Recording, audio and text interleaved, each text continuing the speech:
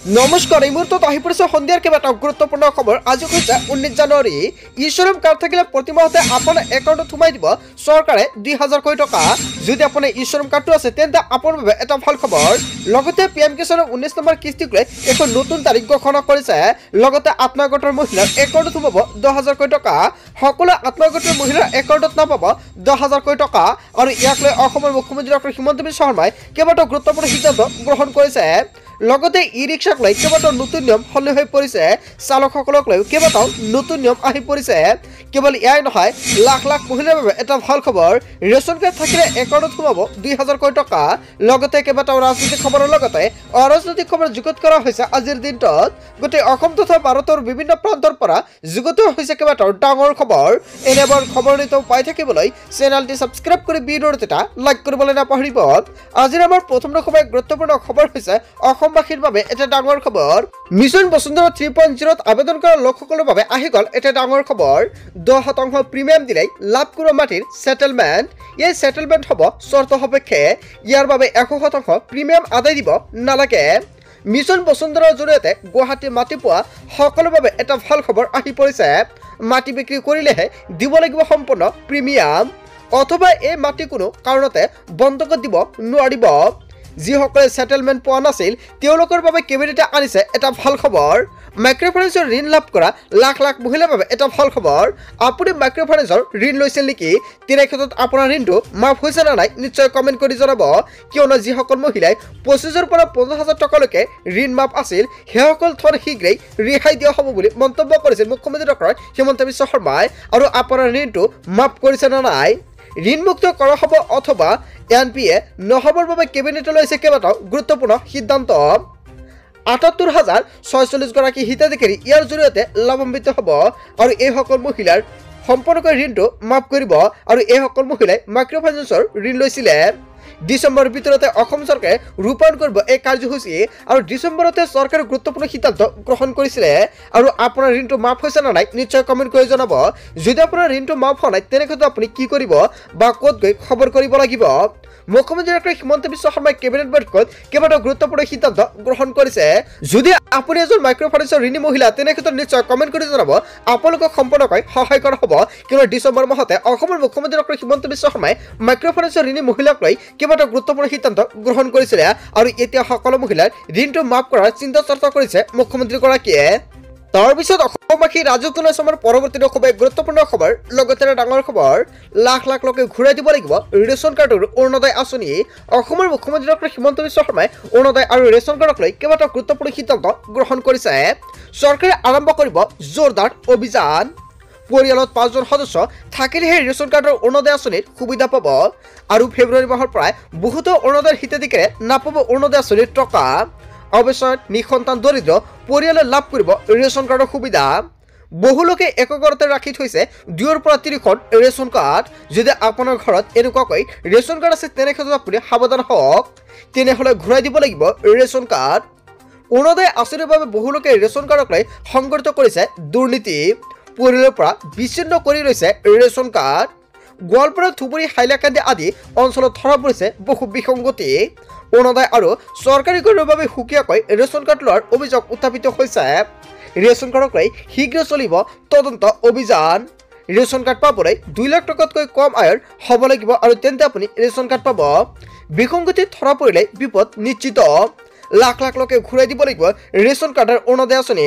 Ration কাৰ্ডটো ঘূৰাই দিলে আপোনাৰ অৰুণোদয় আঁচনিৰ পৰা নামটো অকলে কৰ্তন হৈ যাব। হয় বন্ধু-বান্ধৱীসকল, অসমৰ মুখ্যমন্ত্ৰী ডক্টৰ হিমন্ত বিশ্ব শৰ্মাৰ চৰকাৰী ৰেচন কাৰ্ডৰ অৰুণোদয় আঁচনিক লৈ কেইবাটাও গুৰুত্বপূৰ্ণ সিদ্ধান্ত গ্ৰহণ কৰিছে। ইয়াৰ বিষয়ে জনতাই কি ক'ব? যদি জনতাৰ কিবা মন্তব্য কৰিব লগা থাকে আপোনালোকৰ মন্তব্যটো নিশ্চয় কমেণ্ট বক্সত জনাব। তাৰপিছত অসমবাসী ৰাজত্ব নামৰ পৰৱৰ্তী খুবেই গুৰুত্বপূৰ্ণ খবৰ। লগতে ডাঙৰ খবৰ, প্ৰধানমন্ত্ৰী আৱাস যোজনা গ্ৰামীণৰ লগতে যিসকল ব্যক্তি চৰকাৰী ঘৰ একেবাৰে পোৱা নাই সেইসকল ব্যক্তিৰ বাবে এটা ভাল খবৰ। এতিয়া আপুনি গৰ্তবাসী যিসকল ব্যক্তি গাঁৱত বাস কৰি আছে সেইসকল ব্যক্তিয়ে লাভ কৰিব চৰকাৰী ঘৰ। শীঘ্ৰে সকলো হিতাধিকাৰীয়ে লাভ কৰিব এই আৱাস যোজনাৰ ঘৰৰ সুবিধা। তালিকাত নাম থকাৰ পিছতো আপুনি চৰকাৰী ঘৰ পোৱা নাই নেকি? যদি এনেকুৱাকৈ সমস্যা থাকে তেন্তে আপোনাৰ বাবে এটা ভাল খবৰ। অথবা একাউণ্টত ধন জমা হোৱা নাই নেকি আপোনাৰ? সকলো যোগ্য দৰিদ্ৰ হিতাধিকাৰীয়ে ঘৰ পোৱাটো নিশ্চিত কৰিছে চৰকাৰে। ইয়াৰ বাবে কোনো মধ্যভোগীয়ে ঘৰ কৰ্তৰ অথবা ধন সৰলকি কৰিব নোৱাৰিব। PMAY-কে ধৰি গ্ৰাম উন্নয়নৰ সকলো আঁচনিৰ বাবে এতিয়া বাধ্যতামূলক কৰা হৈছে ABPS। ধন লাভৰ বাবে DBTৰ জৰিয়তে একত্ৰিত কৰি ABPS-এ নিশ্চিত কৰে জমা হোৱা ধনৰাশি আৰু ইয়াৰ বাবে হিতাধিকাৰীসকলে বেংক একাউণ্টৰ সৈতে এক্টিভ কৰিব লাগিব ABPS।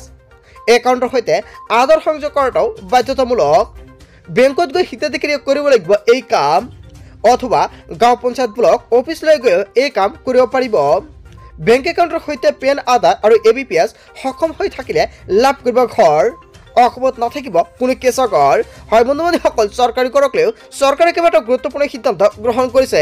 যদি আপোনাৰ এনেকুৱাকৈ সমস্যা থাকে নিশ্চয় কমেণ্ট কৰি জনাব। লগতে যিসকল ব্যক্তি গ্ৰামত বাস কৰি আছে সেইসকল ব্যক্তিও নতুনকৈ অনলাইনৰ মাধ্যমতে চৰকাৰী ঘৰৰ বাবে আবেদন কৰিব পাৰিব আৰু সকলোৱে আবেদন কৰি আছে। যদি আপুনি এতিয়ালৈকে গ্ৰামত বাস কৰি আছে আপুনি তেনে ক্ষেত্ৰত যদি এতিয়ালৈকে চৰকাৰী ঘৰৰ বাবে আবেদন কৰা নাই তেনে ক্ষেত্ৰত আপুনি নিশ্চয় কমেণ্ট কৰি জনাব কেনেকুৱাকৈ এপ্লাই কৰে। যদি আপুনি নাজানে নিশ্চয় সম্পূৰ্ণকৈ আন এটা ভিডিঅ'ত ষ্টেপ বাই ষ্টেপ জনাই দিম। তাৰপিছত অসমবাসী ৰাজ্যত জনসাধাৰণৰ পৰৱৰ্তী খুবেই গুৰুত্বপূৰ্ণ খবৰ, লগতে ডাঙৰ খবৰ। ইছলাম ধৰ্মাৱলম্বী লোকসকলৰ বাবে আহি গ'ল এটা ভাল খবৰ। মধ্য অসমত অনুষ্ঠিত হ'ব বিশাল ইজতেমা। 3 দিনীয়া কাৰ্যসূচীৰে অনুষ্ঠিত হ'ব ইছলাম ধৰ্মী লোকসকলৰ বাবে ইজতেমা। 9, 10 আৰু 11 ফেব্ৰুৱাৰীত মধ্য অসমত অনুষ্ঠিত হ'ব বিশাল ইজতেমা। ইজতেমা আয়োজনৰ আলোচনাৰ বাবে একত্ৰিত হয় মুছলমান সমাজ। 9, 10 আৰু 11 ফেব্ৰুৱাৰীত অনুষ্ঠিত হ'বলগীয়া ইজতেমাক লৈ ব্যাপক ব্যস্ততা। আলোচনাৰ বাবে একত্ৰিত হ'ল শ মুছলমান। কোচত অনুষ্ঠিত হ'ব ইছলাম ধৰ্মাৱলম্বী লোকসকলৰ বিশাল ইজতেমা।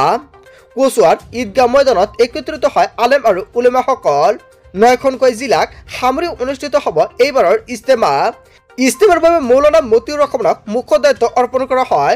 বন্ধু-বান্ধৱীসকল, সকলো ইছলাম ধৰ্মী লোকসকলে আজিৰ ভিডিঅ'টো বেছি বেছিকৈ শ্বেয়াৰ কৰি দিব যাতে সকলোৱে গম পায় ইজতেমাৰ বিষয়ে।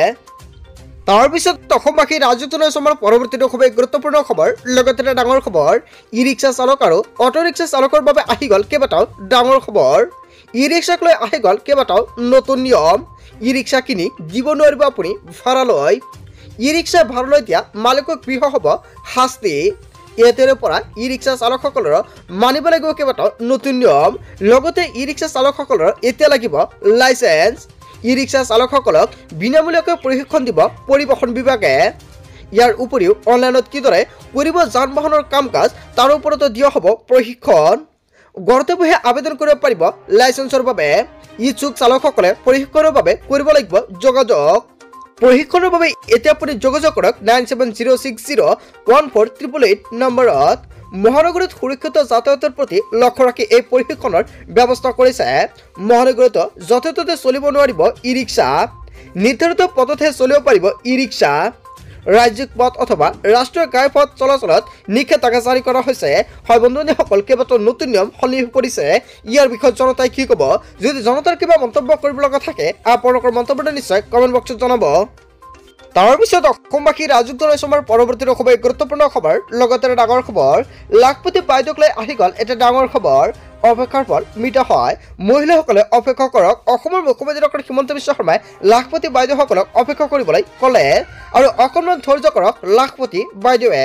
মহিলা উদ্যমিতা আঁচনিৰ ধন শীঘ্ৰে সোমাব মহিলাৰ একাউণ্টত। শীঘ্ৰে প্ৰকাশ পাব লাখপতি বাইদেউৰ তালিকা। তালিকা প্ৰকাশৰ পিছতে 3 দিনকৈ প্ৰশিক্ষণ দিয়া হ'ব মহিলাসকলক। 10,000কৈ টকা পোৱা মহিলাৰ পৰৱৰ্তী সময়ত পাব 1 লাখকৈ টকা। লাখপতি বাইদেউক লৈ অসমৰ মুখ্যমন্ত্ৰী ডক্টৰ হিমন্ত বিশ্ব শৰ্মা চৰকাৰে কেইবাটাও গুৰুত্বপূৰ্ণ সিদ্ধান্ত গ্ৰহণ কৰিছে। তাৰপিছত অসমবাসী ৰাজ্যত জনসাধাৰণৰ পৰৱৰ্তী খুবেই গুৰুত্বপূৰ্ণ খবৰ, লগতে ডাঙৰ খবৰ। আজি কৰি লওক 4টা গুৰুত্বপূৰ্ণ কাম, কিয়নো PM কিষাণৰ প্ৰত্যেকজন হিতাধিকাৰী একাউণ্টত সোমাব 19 নম্বৰ কিস্তিৰ ধনৰাশি। ফেব্ৰুৱাৰী মাহতে দেশৰ কৃষকে লাভ কৰিব PM কিষাণৰ 19 নম্বৰ কিস্তিৰ টকা আৰু ফেব্ৰুৱাৰী মাহৰ কিমান তাৰিখত টকাটো লাভ কৰিব ইয়াক লৈ চৰকাৰে গুৰুত্বপূৰ্ণ সিদ্ধান্ত গ্ৰহণ কৰিছে। ফেব্ৰুৱাৰী মাহৰ পূৰ্বে কৰি লওক 4টা কাম। হিতাধিকাৰী আজিৰ ভিতৰতে কৰক KYC, লেণ্ড ছেটিং লগতে বেংক একাউণ্টৰ লগত আধাৰ কাৰ্ড লিংক, অন্যথা PM কিষাণ আঁচনিৰ টকাৰ পৰা আপুনি বঞ্চিত হ'ব। বন্ধু-বান্ধৱীসকল, গোটেই অসম তথা ভাৰতৰ বিভিন্ন প্ৰান্তৰ পৰা যুগুত হৈছে কেইবাটাও ডাঙৰ খবৰ। এনেবোৰ খবৰ নিতৌ পাই থাকিবলৈ চেনেলটি ছাবস্ক্ৰাইব কৰি ভিডিঅ'টো এটা লাইক কৰিবলৈ নাপাহৰিব।